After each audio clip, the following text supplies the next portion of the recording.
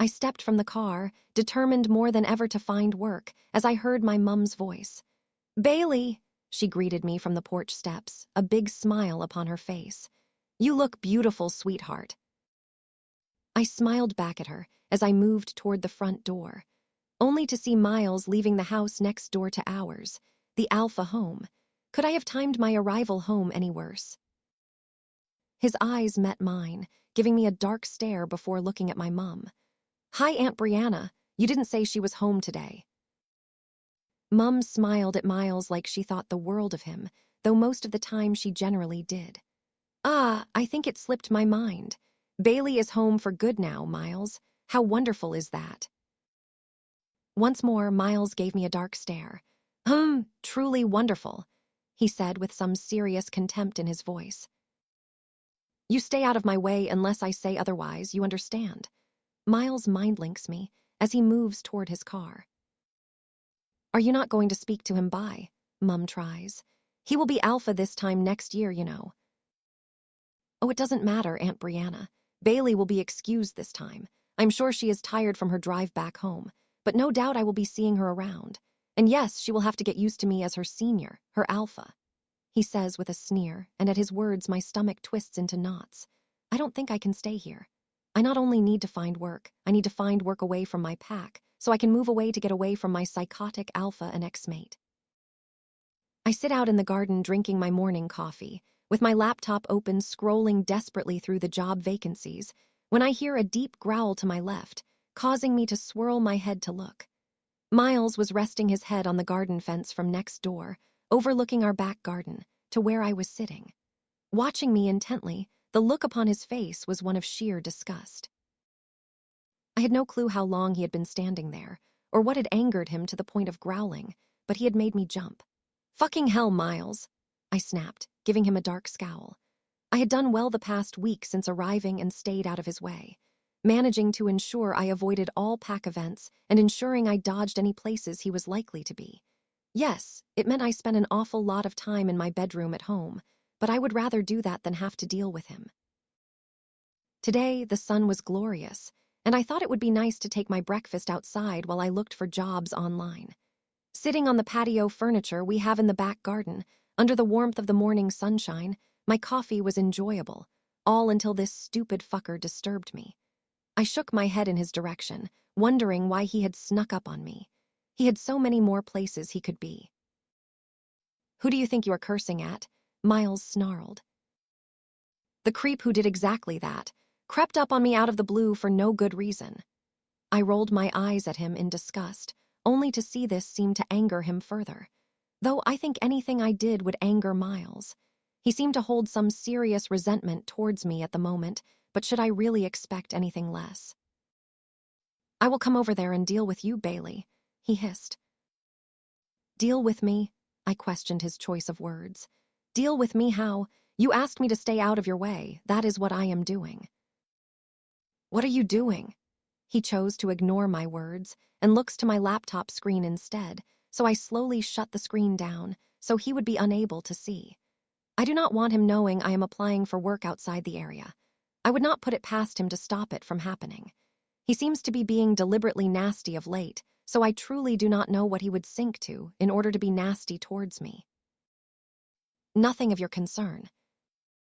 I am your Alpha, so all that goes on in my pack is my business," he tells me with a smirk. I shook my head with a smirk back. Not quite, Miles, you are not. Your dad is still Alpha, so don't be getting ahead of yourself." An angry look flared across his face once more, his handsome features contorted in fury.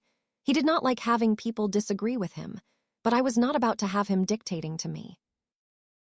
"Just because you were my mate once upon a time does not give you the right to talk to me however you please, you know," Miles snarls. "She is your mate?"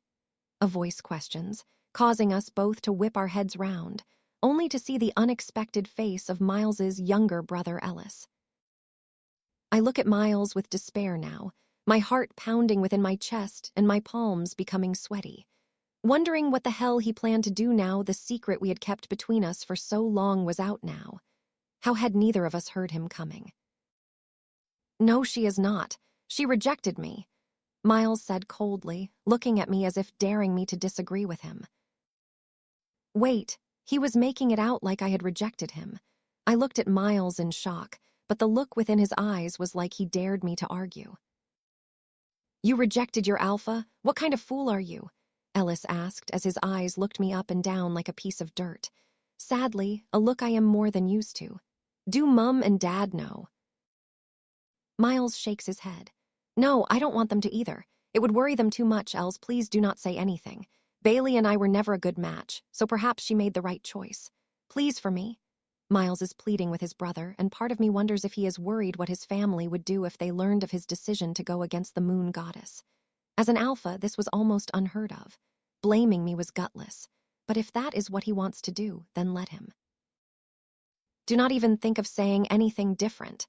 Miles's voice reverberates through my mind via the link. Or you will learn to regret it. That degree you love so much could easily be destroyed. I took in the words Miles had said, and the sad thing is I do not doubt them. I would not put it past him finding a way to have my degree removed. Having me stuck within our pack, he would be alpha soon enough, and he would be the one able to dictate what I did. I had little choice but to do as he asked, yet I felt anger racing through my veins. I lifted my laptop and stood from my seat. I will talk to you however I like, Miles, when you seem to think you can treat me however you like. And with that, I walked away from the two brothers, both looking at me, walking away in shock. I know I would come to regret what I had just said, but I truly no longer cared. I paced the corridor of the pack house for yet another night. Sleepless nights are becoming the most repetitive thing for me now, almost tiresome. Or they would be if I could actually fucking sleep. Nightmares plaguing my dreams were the thing stopping my sleep, making me fear sleep. Visions of that night, reoccurring time and time again. The rogues invading our pack lands, us losing control, and them hurting my precious Isla, my beautiful Isla. Fate had barely brought us together before snatching us apart. Life could be cruel, and it made me relive that night time and time again through my dreams. The pain as her life ebbed away, the inability to be able to save her, the pain in her eyes, the fear. It made me hate life, hate fate. And now it makes me fear sleep, which is what found me pacing these godforsaken corridors every night. All right, Beta. Mark, one of our young warriors, greeted me enthusiastically, telling me he had likely been out spending time with friends, especially returning to his room at this early hour of the morning. Hey, Mark, I smiled, raising my eyebrows questioningly at him as he stumbled toward the stairs. He was barely able to walk in a straight line. I not been dinking, honest boss, he mutters with a chuckle. These guys make me smile. How could they not? Barely past shifting age and newly trained warriors. They clearly decided to drink themselves to the point of stupor, which, considering we are werewolves and alcohol has little to no effect on us in small doses, they had to have been drinking excessive amounts, likely coming up with new and different drinking challenges to see who could drink the most. That was what they so often did. But I can't say I had not done the same when I first shifted and on many a younger night with friends.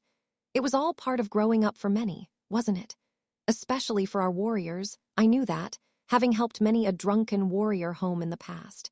And I am sure they had had a good night and many good memories to look back on. If they could actually remember any of them, of course. I never said a word, Mark. I gave him a nod as he fell up the stairs. I continued my pacing of the corridor only to hear a few more drunken voices approaching. I assume likely Mark's drunk friends. And I, not in the right frame of mind to have to deal with anyone else tonight, ducked into the short corridor off the main hallway of the pack house, leading to my office. I could sit in here until they passed and then make my way back to my room, and hopefully, I could attempt to gain at least a few hours sleep tonight, so I would be at least partially functionable tomorrow. What are you doing down here? A voice made me jump awake from my sleep, making me stir and realize just how uncomfortable I was. My whole body ached. The crick in my neck felt like it had been locked in a vice, though, as I moved, it was only then I realized I had fallen asleep sitting at my office desk. I had been asleep collapsed over my office desk since the early hours of the morning when I came in here to hide from the drunken warriors. I sleepily raised my eyes upward, only to see my best friend, and the pack alpha standing next to my desk looking more than a little concerned, looking down over me. "Asher," he questioned, "why are you sleeping down here? This has to be the third or fourth time in a matter of weeks. And don't get me started on all the time prior to that." I sighed, just what I need him on my case. The third degree once again. Am I okay? Do I need some help, support? That is likely what Caleb was about to start with. Like always, he couldn't help it. Though I didn't want to sound ungrateful. He was my closest friend after all, and he did just care. But sometimes, some people just needed their space. It wasn't like he could help. He couldn't stop my suffering. This has been going on too long now. Was struggling to sleep, so I came down to work. I am guessing I must have crashed. I told him. Not quite the truth, but it would do.